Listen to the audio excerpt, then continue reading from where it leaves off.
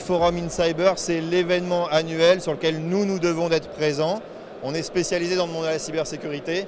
C'est l'événement sur lequel on a l'occasion, nous, de rencontrer l'ensemble de nos partenaires, resellers, GSI, grands comptes et autres, et accompagner l'ensemble de nos vendors qui, eux, vont aussi avoir l'occasion de rencontrer nos partenaires, mais également l'ensemble des clients finaux qui sont présents sur le salon. Alors, les enjeux sont multiples évidemment, mais nous on touche vraiment à l'ensemble des segments de marché dans le monde de la cybersécurité.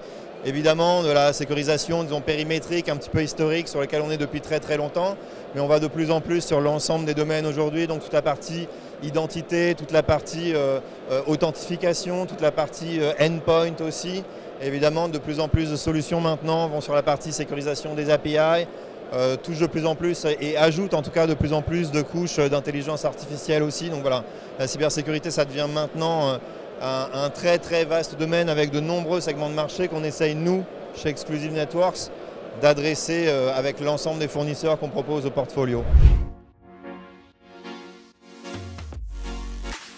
On en est là où sont nos vendors aujourd'hui, mais typiquement quand on parle d'identité tout à l'heure, on va parler de double authentification et on va se servir de l'intelligence artificielle par exemple pour vérifier si oui ou non il est nécessaire de demander une double authentification systématiquement ou pas.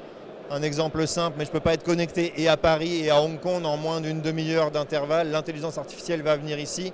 On va représenter certaines marques qui vont protéger la donnée et sur lesquelles on va surveiller les mouvements de données, on va surveiller les chiffrements de données qui peuvent être opérés par un ransomware par exemple. Et là aussi, l'humain ne va pas avoir le temps de gérer ça. C'est plutôt l'intelligence artificielle qui va surveiller les comportements anormaux.